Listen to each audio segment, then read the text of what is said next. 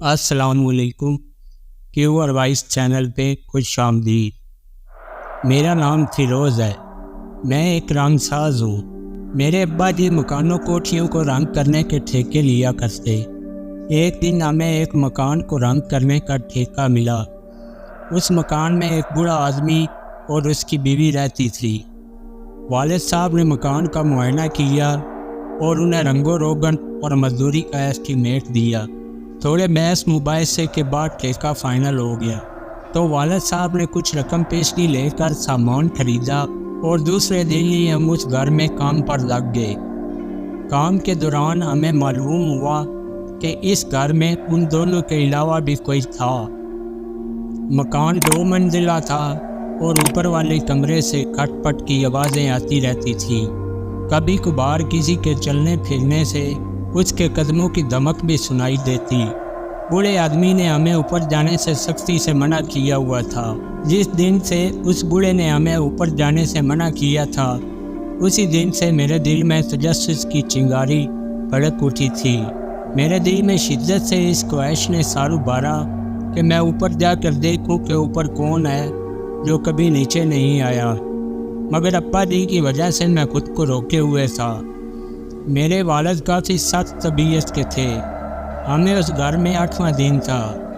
ابا جی سیڑھی لگائے کمرے کی چھت اور دیوار پر برش پھیر رہے تھے کہ ایک ناقابل یقین منظر میری آنکھوں کے سامنے ظاہر ہوا۔ ایک سایہ سا سیڑھی کے پاس لہرایا اور سیڑھی کھسکتی ہوئی ایک دھماکے سے زمین پر گری۔ ابا جی کے چیخنے پر چاروں مزدور ان کی طرف لپکے۔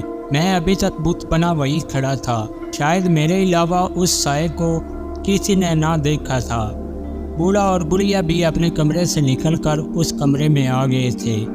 ابا جی کو اسپتال پہنچایا گیا۔ ان کی ریڑھ کی ہڈی کے 3-4 موڑے ٹوٹ چکے تھے۔ ان کے علاج کا تمام خرچ وہ بوڑھا آدمی کر رہا تھا جن کے گھر ہم کام پر لگے ہوئے تھے۔ 1 ہفتہ بعد ہی ابا جی ہمیں چھوڑ کر دنیا سے چلے گئے۔ وہ بوڑھا اور بڑھیا بھی ابا جی کی آخری رسومات پر آئے۔ بیٹا، مجھے تمہارے والد کی اچانک موت کا بہت دکھ ہے۔ ان کی موت کے کچھ ہم بھی قصوروار ہیں۔ نہ ہم انہیں کام پر بلاتے اور نہ یہ حادثہ پیش آتا۔ ہو سکے تو ہمیں معاف کر دینا اور زندگی میں روپے پیسے کی ضرورت پڑے تو بلا جھجک ہم سے کہہ دینا۔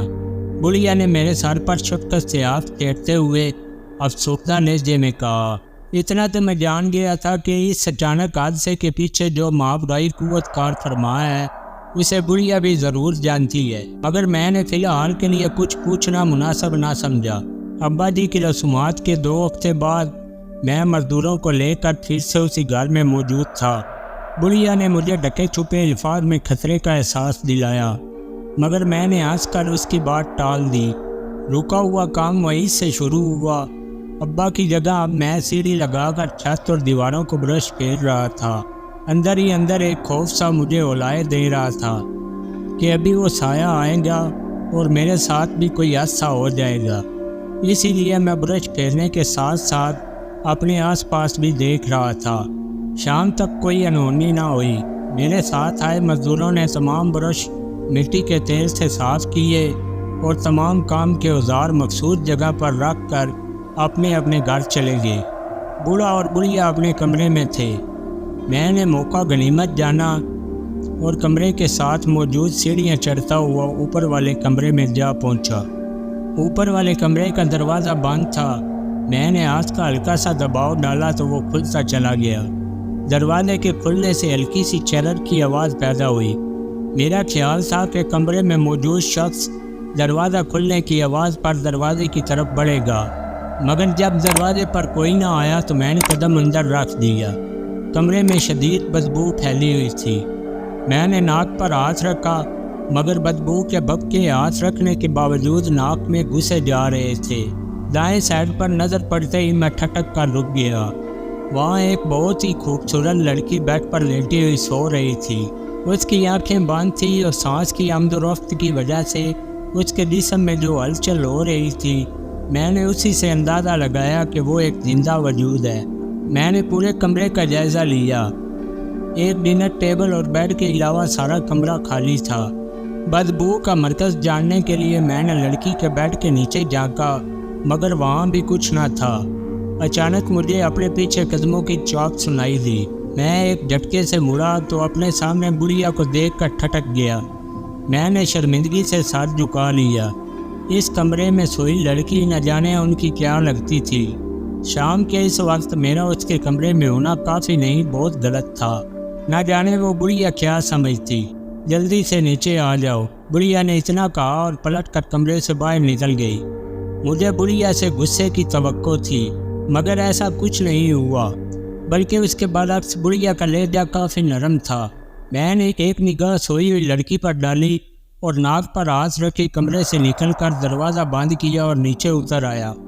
بڑھیا جیسے نیچے میرا انتظار کر رہی تھی۔ اس نے مجھے اپنے پیچھے آنے کا اشارہ کیا اور اپنے کمرے میں گھس گئی۔ میں بھی اس کے پیچھے ہو لیا۔ بوڑھا آدمی اندر بیڈ پر لیٹا ہوا تھا۔ بڑھیا نے ایک کرسی میرے آگے رکھی اور مجھے بیٹھنے کا اشارہ کیا۔ میرے بیٹھتے ہی وہ بولی، آج تک ہم نے یہ راز کسی کو نہیں بتایا۔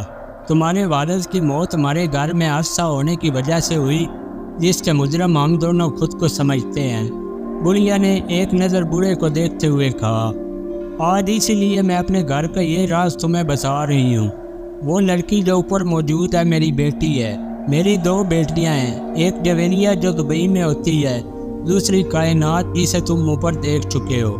یہ ان دنوں کی بات ہے جب جویریہ کی شادی کو 3 سال ہو چکے تھے، مگر ان کے ہاں کوئی اولاد نہیں تھی۔ میری بیٹی کائنات کو اس کی سہیلی نے ایک عامل کے پاس جانے کا مشورہ دیا۔ کائنات اپنی بہن جویریہ کے ساتھ اس عامل کے پاس چلی گئی۔ عامل نے کائنات سے کہا کہ تمہاری بہن کو اولاد ہو جائے گی، مگر بدلے میں تمہیں مجھ سے شادی کرنی پڑے گی۔ وہ عامل انتہائی کالا اور بدصورت تھا۔ کائنات نے مذاق میں اس کی شرط مان لی۔ تقریباً 1 ماہ بعد ہی میری بیٹی جویریہ امید سے ہو گئی۔ اس کے بچے کی پیدائش کے بعد وہ عامل کائنات کو تنگ کرنے لگا۔ کائنات نے اس کے منہ پر تھوک دیا۔ اسی وقت اس عامل نے کائنات کو کہا کہ اگر وہ اس کی نہ ہو سکی تو پھر کسی مرد کی بھی نہ ہوگی۔ ہم نے کائنات کی شادی کر دی، مگر پہلی رات ہی اس کا خاوند ناک پر ہاتھ رکھ کر کمرے سے باہر نکل گیا۔ آج کتنے ہی سال گزرنے کے بعد بھی کائنات اپنے خاوند کا انتظار کر رہی ہے۔ اس عامل نے ایسا عمل کیا کہ کائنات کے جسم سے بدبو کے بھگکے اٹھتے ہیں، مگر یہ بدبو صرف مردوں کو آتی ہے۔ کافی عرصے بعد وہ عامل بھی چل بسا، مگر اس کی روح آج بھی ہمارے گھر میں موجود ہے۔ تمہارے ابا کی موت کی وجہ بھی اس عامل کی روح ہی ہے۔ میرے داماد نے میری بیٹی کو چھوڑا نہیں۔ وہ اس سے فون پر بات کرتا ہے۔ وہ کہتا ہے کہ اسے اب بھی اپنی بیوی سے محبت ہے، مگر وہ اس کے پاس نہیں آ سکتا۔ میں نے یہ عجیب الف داستان سنی اور اس گھر سے نکل آیا۔ پھر کتنے دن تک ہم نے اس گھر میں کام کیا۔ کام مکمل کر کے